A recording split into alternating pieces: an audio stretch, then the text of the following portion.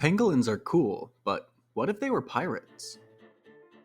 We'll print out a quick pangolin reference page and then build out an armature bulked out with some Sculpey ultralight. Oops. That's a bit too big. Ah, that's better. Our reject.wish.com Godzilla can now go to the armature graveyard. With our correctly sized pirate pangolin in hand, we can cover them in another layer of clay to get the general shapes correct before we start on the scales. Oh, and did I forget to mention that this pangolin is actually not just a pirate? Oh yeah, they're a space pirate.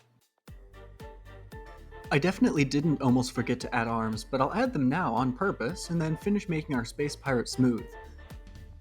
I'm covering everything in a few hundred scales, so I'm not too worried about making everything look extra detailed in this underskin, since it'll all be covered in just a few minutes. The scales start out as a lump of terracotta clay that gets turned into an extra thick noodle that then gets flattened between two layers of cling film. Someone in the comments suggested last time that I could use cling film to get more natural looking texture in the clay, and it worked like a charm, softening all those harsh tool marks on each and every scale. Our pirate's tummy will get some rectangular scale strips to show a clear distinction between the scaly back and arms and his softer underbelly. Each scale is then added and blended into the unbaked skin clay beneath. And the benefit of using terracotta colored clay is that I can skip the priming stages of painting later on and just get straight into the meat of it. Especially given how delicate these scales turned out, that was definitely good fortune. Once his underside is finished, I can start out with the main event, and by that I mean the hundreds of tiny scales covering him from snout to tail. Each of these gets shaped under cling film, then textured with a sculpting tool. Each line of texture will enhance the washing and dry brushing in the painting stage later on.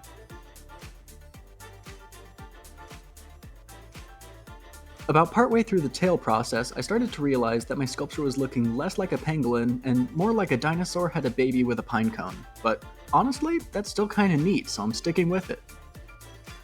Once his tail is finished, I'll sculpt his hands and his one good foot, shaping out vaguely stubby fingers and then molding them around some wire so that they'll be in proper gripping position when I add a sword and telescope later on. I'll poke in some pre-baked claws into each finger and then touch up the shape before adding even more scales, starting out with my ittiest bittiest ones near the fingertips and gradually increasing in size as we work our way up his arms.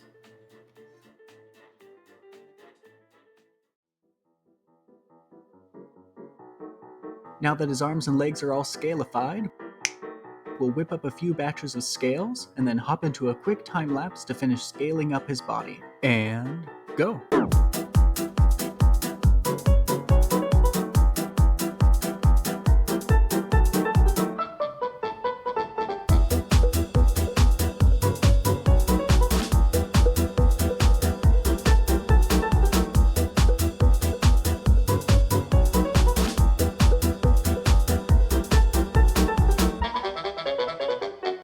Once our pangolin is scaled up to his neck, we'll poke in a single pre-baked eyeball and build up the tissue around his lids and cheek until we have a pangolin-ish face shape. Then we can carve out his nose and give him a couple nice sniffing holes. Where his second eye used to be will be covered up with an eye patch, so we'll build up a gnarly scar underneath. Pangolins are the most poached and trafficked animal in the world, so I imagine our pirate has had some close calls and scrapes in the past, during one of which he lost his eye. Pangolin ears are cute and interesting, so with a lot of photo references to help me out, I'll give our pirate some ears that turned out a little bit better than I expected. With the bulk of the face finished, I'll use some isopropyl alcohol to smooth out and banish a few of the uglier tool marks and fingerprints. Then I can add a few more scales to the top of his head and, with a sigh of relief, I can finally add the last one. I should have counted how many I used in this project, but it was definitely in the hundreds. Then we can give our Pangolin Pirate his first bake to lock in all of these scales, and then we can get to making all of the fun piratey things. To make the cloth for each of his belts and straps, I'll roll out strips of clay onto some canvas, then tuck the ends between and under the scales to give the illusion that the belts are twisting in and out of his natural armor. A couple of these belts will get some buckles and buttons as well, for added detail.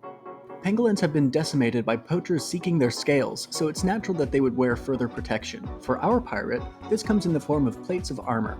I'll cut out blocks of clay and then pound them with a couple ball styluses to give them a dented, hand-hammered appearance, and then finally poke in some tool marks. The armor plates then get some bacon bonds slathered on the back, and then they can get fitted into place where the belts will hold them onto the pirate. Then it's just a case of building up more detail, starting with an eye patch to cover the left eye, and then a few more plates of armor and scraps of cloth. I didn't want to go too wild with this and obscure all of his scales.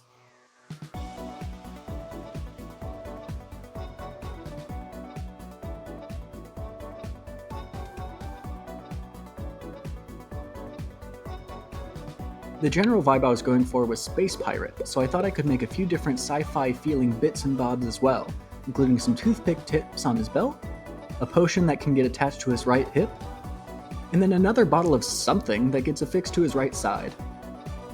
At this point I can attach some clay to his missing leg and turn it into a wooden peg leg by carving some wood grain texture into the amputated limb. In Pangolin Pirate lore, this was most likely an injury that he sustained during a close call with poachers. After being an endangered species here on Earth, it's only natural for the pangolin to have turned to the stars as a way to escape and find freedom. I want to give our Pangolin Pirate a nice big pop of color, so I'll roll out a sheet of cosplay on some canvas and give it a nice fabric texture, then shape and tear it into a ragged cape. I'm using cosplay so that I can remove it at will to make painting easier, since the cosplay will stay decently flexible after baking. I'll suspend it in a windswept adventurous motion using balls of tinfoil, and then I'll bake our pirate so that I can take off his cape and start painting. Since my base coat is the color of brown clay already, I can skip that step and dive straight in with black washes. This will sink into each crevice between the scales to give us some easy breezy shading, as well as the texture that we carved into each piece of clay. I'll wash the metal plates as well, just to sink into the tool marks easier. I don't know why I didn't just wash the armor later, but, well, I didn't. And that's okay. Probably.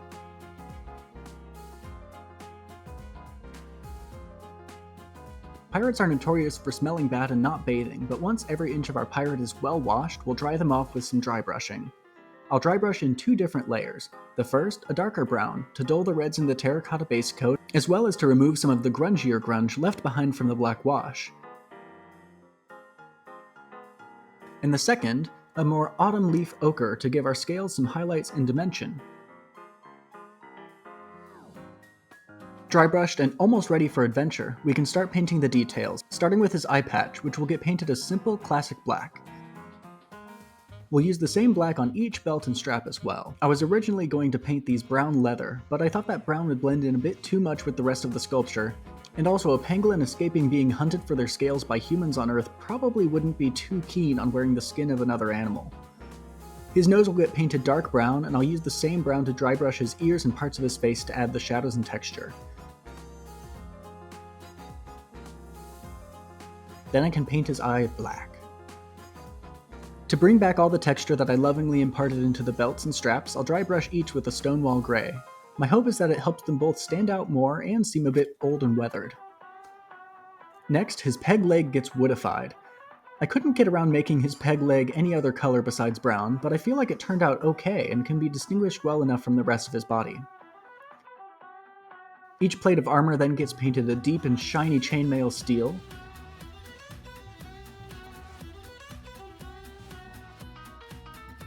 And then once that's dry, I'll come back with a brighter steel dry brushing to highlight the edges and bring back some of the texture of the hand-hammered ball styluses.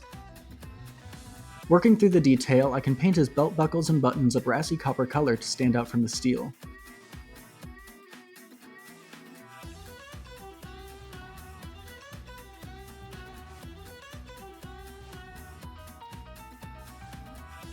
Then the bits on his hips get painted copper and gold.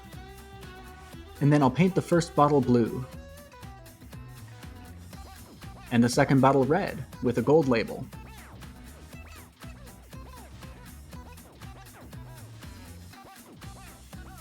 We'll paint his hip scarf with a heavy dry brushing in purple, and then a lighter dry brushing in blue.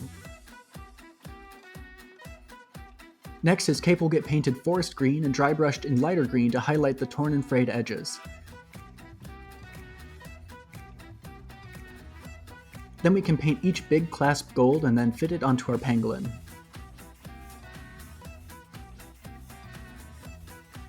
For his left hand, we'll make a simple telescope out of a noodle of clay, and then make a sword for his right hand. The sword's blade actually broke in the oven, but fortunately I was able to glue it back together without a noticeable seam. The blade will be painted silver and the handle in copper.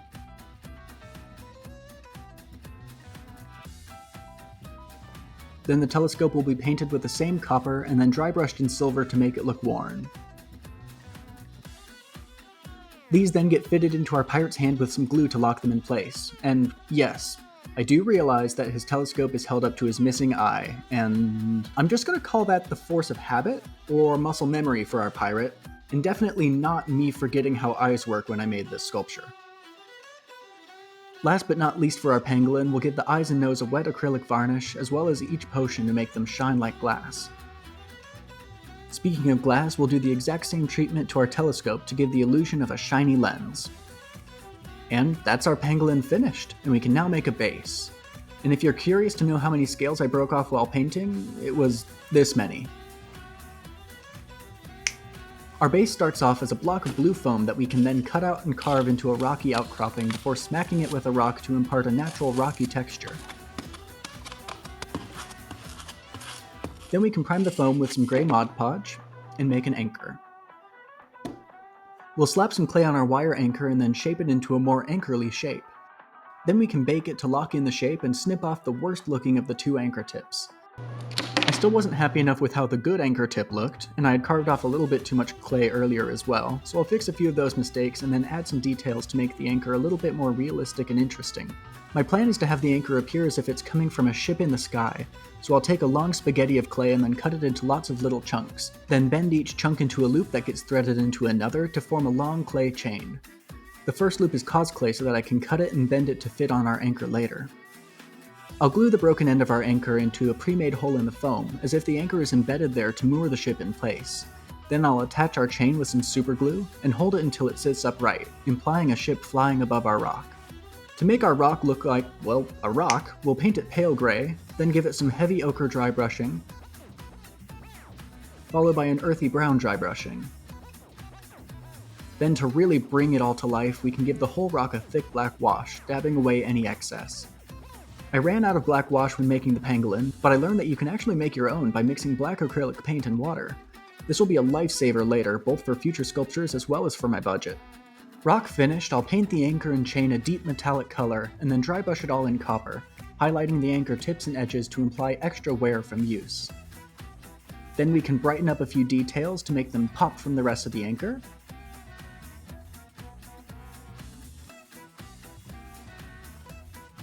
And then we can stick our pirate in place. I'll add a few extra gold coins around him that I made off camera, and then I'll debate on whether or not to add a torn money bag to the rock.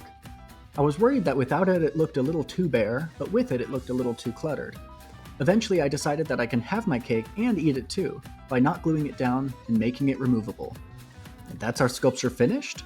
Let's see how it turned out.